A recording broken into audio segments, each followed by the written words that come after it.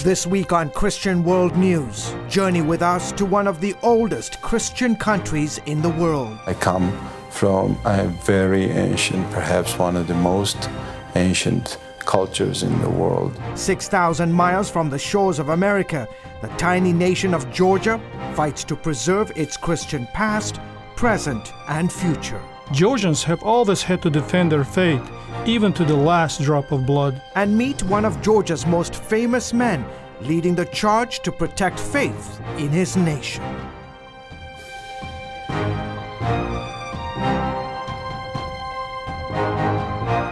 Hello everyone, welcome to this week's edition of Christian World News. I'm George Thomas. On this special edition of the broadcast, we focus on a part of the world few people have ever heard of or know its location.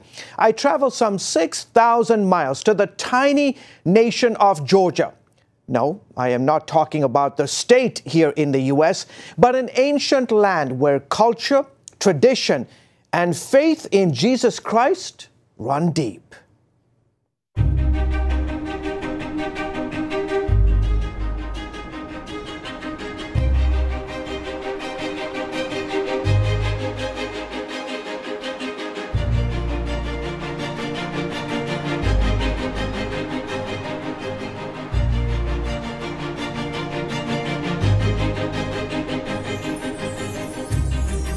It was famed novelist John Steinbeck who, while traveling through the Soviet Union in 1947, referred to this land as a kind of second heaven. And it's easy to see why. Once part of the Communist Empire and often called the Riviera of the Soviet Union, the Republic of Georgia nestles between the Caucasus Mountains and the Black Sea. Turkey and Armenia flank its southern border. Azerbaijan is to the east, Russia to the north. Levan Vazadze is a Georgian businessman. I come from a very ancient, perhaps one of the most ancient cultures in the world. An ancient place where people speak a language that's over 2,000 years old. Ethnographer Luasab Togonitse says his is a country that has also witnessed its fair share of turmoil. Georgians go through a lot. Because of the geographical location, many armies, invaders would pass this way. History here is measured in millennia, not centuries. And throughout the ages, your country has been the playground for numerous empires. The Ottomans, the Persians, the Greeks, the Byzantine Empire, the Romans, the Mongols, the Russians. In the capital city of Tbilisi, the ancient and modern mix seamlessly to create a beautiful portrait of Georgia's rich culture and traditions. One of the best ways to take in the sights and sounds of Tbilisi is to take one of these trolleys up the mountain.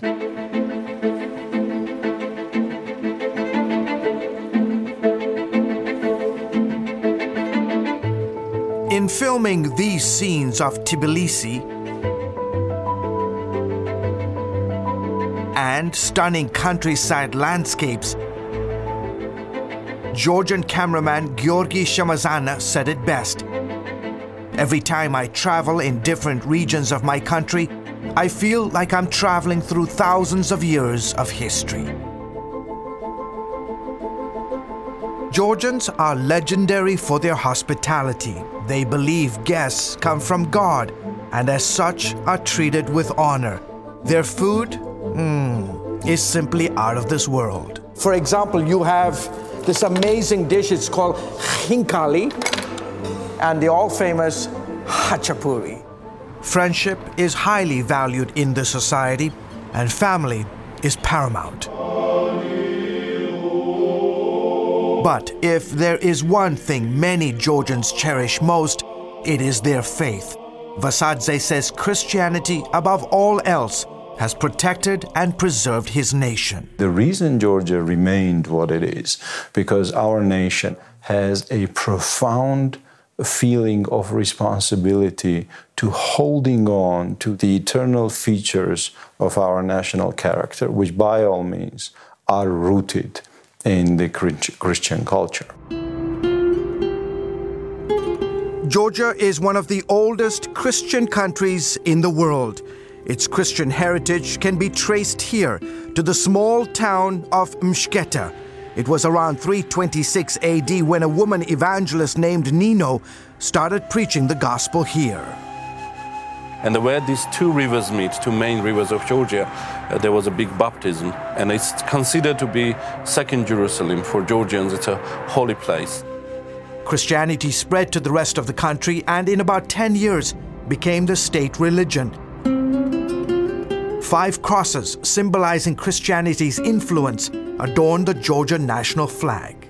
Dating back to the 4th century, the church has played a significant role in the society. In fact, about 80% of Georgians say they belong to the Orthodox Church. Georgians have always had to defend their faith, even to the last drop of blood. Iona Gamrekeli is a prominent leader in the Georgian Orthodox Church. He says over the centuries, many Christians became martyrs for refusing to renounce their faith. In 1226 alone, Muslim invaders beheaded more than 100,000 Georgian Christians. There have been numerous attempts by invading armies to force us to give up our faith, but we never back down. Ellen Kavlelashvili is curator at Georgia's National Museum. She has in her collection priceless manuscripts, rare Bibles, and other historical artifacts documenting Georgia's Christian heritage. Today, the role of Christianity is even more significant as we face new challenges. Kavlelashvili believes her country today stands at a crossroads, with the countries of Central Asia, Russia, Europe, and the Middle East all vying for cultural and religious influence. She says tiny Georgia must once again stand to protect her heritage. I hope Georgia's example of unconditional love and dedication to faith are a testimony to all mankind. People should realize that the absence of faith is disastrous for a nation. Christianity is how we survived in the past, and it's how we will survive in the future.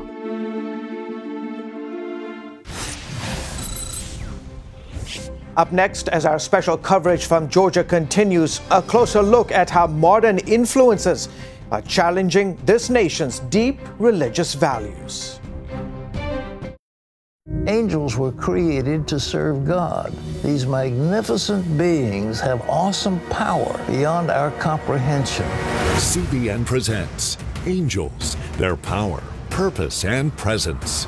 In Pat's latest DVD, you'll get the biblical insight into these mysterious spiritual creatures and discover the important role they play in God's kingdom and in your life. We're also going to meet real people who have come face to face with these divine creatures and have experienced what can only be described as miraculous, life-changing encounters. As he started pulling me through, it was just a burst of white light. My thought is the angels were there to hold me together. I knew that this was something that was happening and it was supernatural. Angels, their power, purpose, and presence. Call now or go to CBN.com to get your copy of Angels. Hello, I'm Terry Newsom. Did you know there are more than 148 million orphans in the world today? 148 million. But it was 3 little girls that taught me about the plight of orphans. My husband and I spent nearly a month immersed in the daily activities of a Ukrainian orphanage as we waited to adopt 3 sisters. I saw firsthand the utter loneliness, the pain of rejection, and the overwhelming desire to be loved.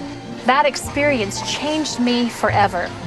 And out of it grew a ministry from my heart called Orphans Promise. Today, we're helping orphans and vulnerable children in more than 50 countries worldwide.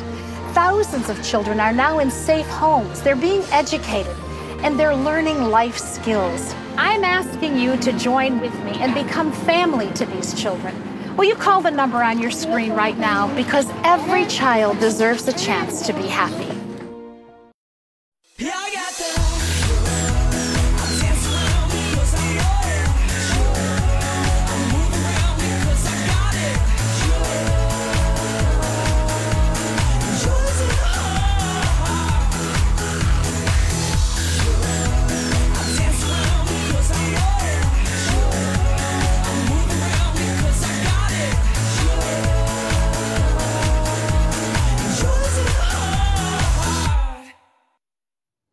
and welcome back to the broadcast. The Republic of Georgia is one of the oldest Christian countries in the world. For centuries, numerous empires have tried to eliminate Christianity there. Now, Georgia faces a new challenge to its values and its faith, this time from the United States and Europe. 25 years after the collapse of the Soviet Union, Georgia's Prime Minister says forging ties with the West is in his country's best interest. There is a very clear will of Georgian people and population to be pro-Western, to be pro-European. The tiny nation of Georgia lies between Russia and Turkey. While the majority here favor closer ties, we are not saying we are against West. I always say I'm a big enthusiast of selective Westernization of Georgia. Many like Levan Vazadze insist the opening must not happen at the expense of Georgia's faith and family values. We'll take all the productive, progressive things from you, but we'll throw in garbage all the nonsense. And unfortunately, in this particular case, this means your current pseudo-moral standards need to stay outside of Georgia. Vazadze is a prominent Georgian businessman and pro-family advocate.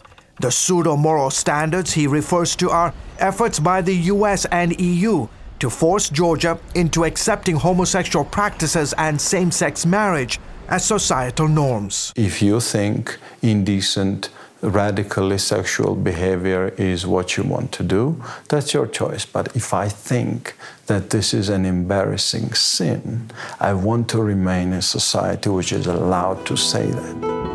Much to his dismay, the Georgian parliament, under pressure from the European Union and with help from international pro-gay groups, passed a controversial law in 2014 making it illegal to discriminate against people on the basis of their sexual orientation.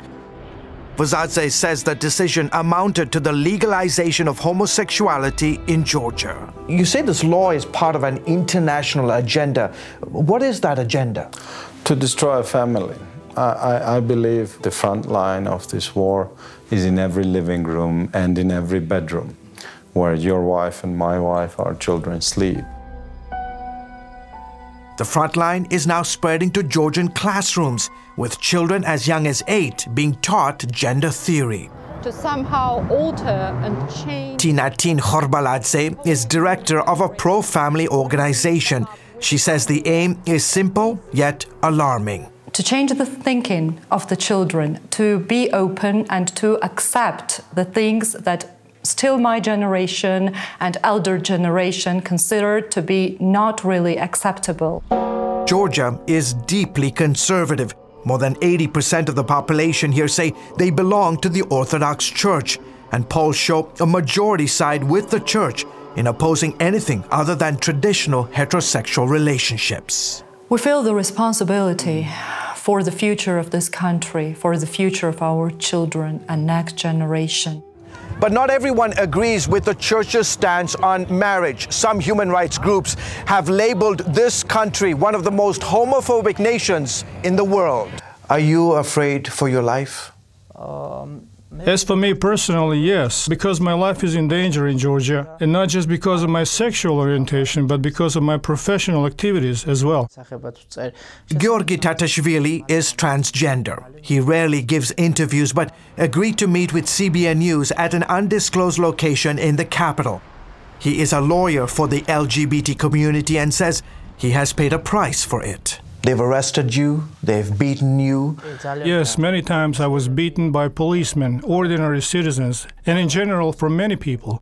Tatashvili made headlines earlier this year when he became the first person ever to file a suit with the Constitutional Court seeking same-sex marriage. The lawsuit is still pending. A majority of Georgians today believe that what you're doing, your lifestyle, is sinful. And they say that you are destroying their country. I think that this is the case, and I'm not surprised people feel this way. The principles of secularism are practically violated in Georgia. The Orthodox Church puts so much pressure on the society to make sure Georgian human rights are not extended to include LGBT people. Meanwhile, Levan Vazadze worries the pressure to become more accepting of homosexuality in Georgia will only intensify following last year's controversial Supreme Court decision legalizing same-sex marriage in America.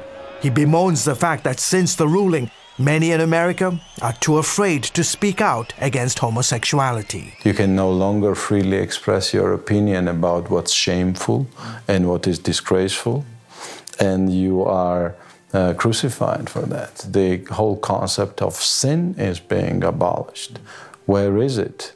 The metamorphosis in English language is staggering. I studied it since I was a child, and I remember that shame meant shame. In modern English, when someone says it's a shame, he or she means it's a pity. So we see a gutting of the concept of shame. Vazadze is praying Georgia never reaches that point. He's urging his fellow countrymen to be bold in proclaiming the truth in love. Is it your opinion that the church in Georgia, Christians in Georgia like yourself, are in the end going to determine the future of your country? What else? Of course. That's it. Nothing else. As our special coverage continues, meet the most trusted man in Georgia who is fighting to keep faith alive. Parents, the Superbook Bible app is a great way to get your child reading the Bible, because in today's busy world, we can use some help. The free Superbook Bible app has fun stuff your kids will love. They'll have a blast learning the Bible, playing great games, watching cool videos, discovering heroes in the Bible. They'll have fun while they learn God's Word. The Superbook Kids Bible app, available now.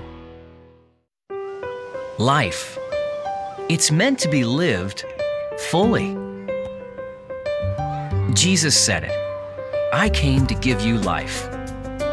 Life to the fullest. Life in your family.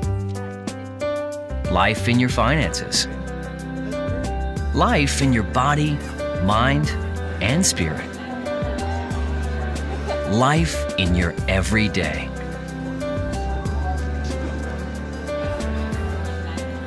At CBN.com, we're taking what Jesus said seriously.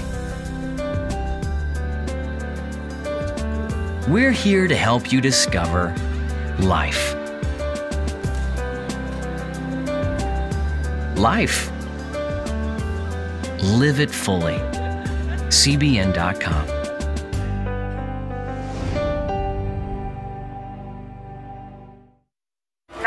What's your emergency? We have a vehicle that is upside down and on fire.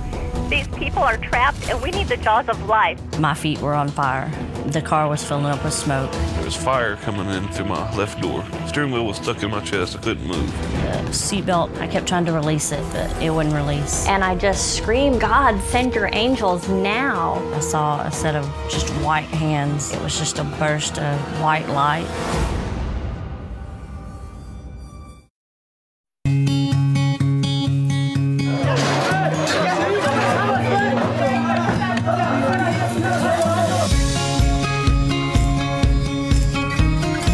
Young people, millennials, are flocking to church.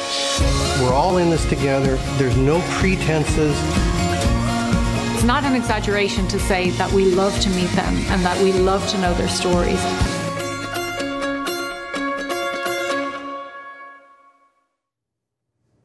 And welcome back to the broadcast. You know, across Europe, churches are closing as growing numbers of Christians abandon the faith. But in the nation of Georgia, the opposite is happening. Thanks to the efforts of one man, Christianity there is not only alive, it's thriving.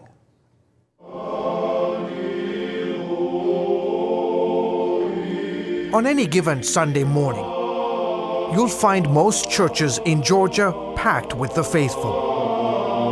And one of the first things a visitor will notice is that there are no pews or chairs in most Georgian churches. That's because, unlike typical church meetings, Christians here stand during their services. We say that Orthodox are like candles because they stand before God in churches. It's uncomfortable to stand for 2 hours, 3 hours in a row, but we choose to. That was the case during a service at Holy Trinity Cathedral in Georgia's capital of Tbilisi, as thousands stood listening to their nation's most famous citizen. His name, Ilya II, and he leads one of the oldest Christian communities in the world. The history of the Georgian church dates back to the 1st century AD, when the apostles of Jesus Christ entered Georgia and preached the gospel. At 83, this elder statesman has been affectionately dubbed the most trusted man in Georgia. He's the spiritual father of Georgia and a wonderful example of what it means to be a humble servant of God.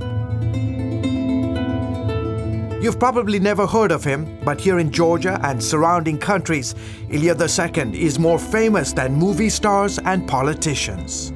Patriarch Ilya II is the most respected figure in Georgian society. In fact, his favorable poll numbers are over 90%.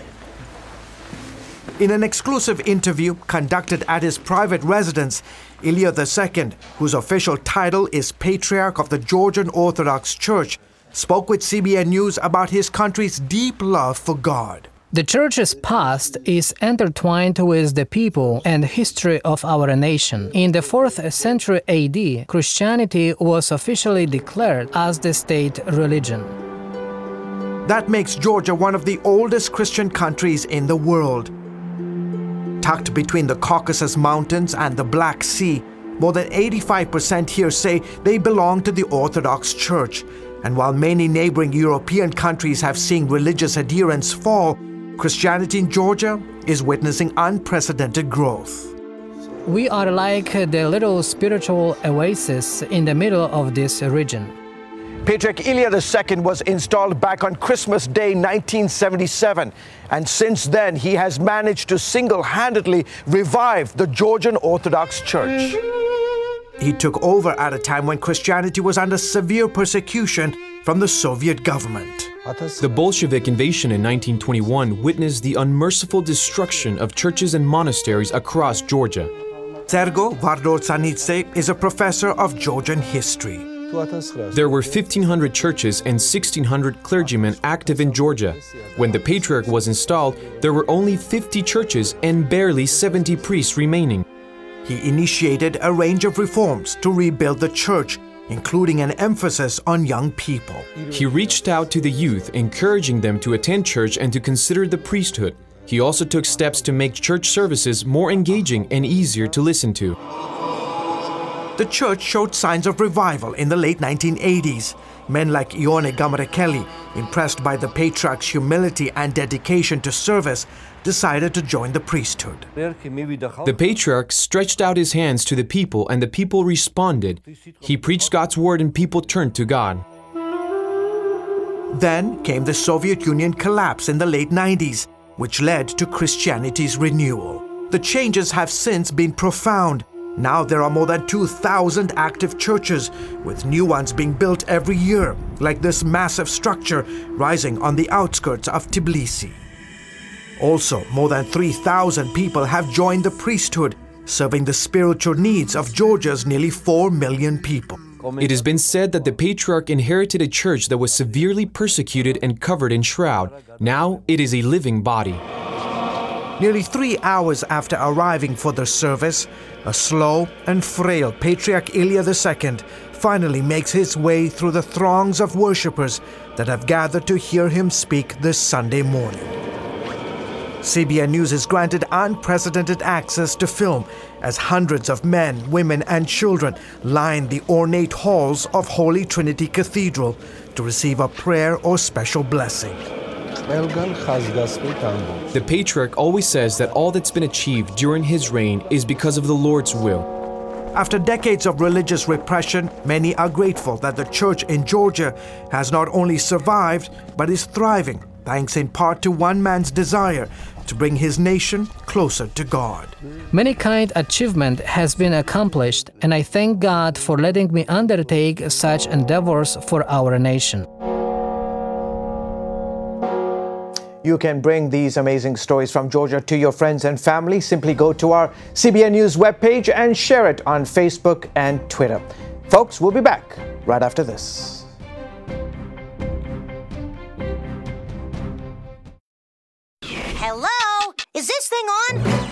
kids, do you love games?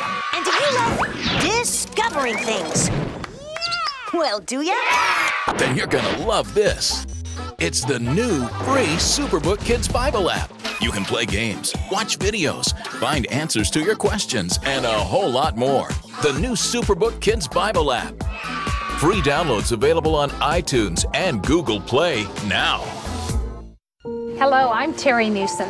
Did you know there are more than 148 million orphans in the world today? 148 million. But it was 3 little girls that taught me about the plight of orphans. My husband and I spent nearly a month immersed in the daily activities of a Ukrainian orphanage as we waited to adopt 3 sisters. I saw firsthand the utter loneliness, the pain of rejection, and the overwhelming desire to be loved. That experience changed me forever. And out of it grew a ministry from my heart called Orphans Promise. Today, we're helping orphans and vulnerable children in more than 50 countries worldwide. Thousands of children are now in safe homes. They're being educated, and they're learning life skills. I'm asking you to join with me and become family to these children. Will you call the number on your screen right now? Because every child deserves a chance to be happy. When you give, smiles grow bigger. When you care, homes are happier. When you comfort, the hurt goes away. When we all come together to love, miracles happen. Introducing the CBN Bible from CBN.com. Now, an easier way to study the Bible and grow in your faith. Highlight your favorite verse. Read separate versions at a glance. Click and read a commentary. Or cross-reference your favorite verse using the Strong's Concordance. All the right tools to study the Bible, all in one place. The CBN Bible, available at cbn.com/Bible or the iTunes App Store. Well, folks, that is it for this special edition of Christian World News. As always, you can find more of our exclusive coverage of God at work around the world at cbnnews.com. Tell us what you think about the stories you've seen here this week. As always, you can reach out to us via Facebook, Twitter, or Instagram. I hope you will send us your comments, especially on this particular edition. Well, folks, that is it, unfortunately, for this week's edition of Christian World News. From all of us here in the studio, as well as back in the control room, have a fantastic week. And always remember, God bless you and God loves you. Have a great week, guys.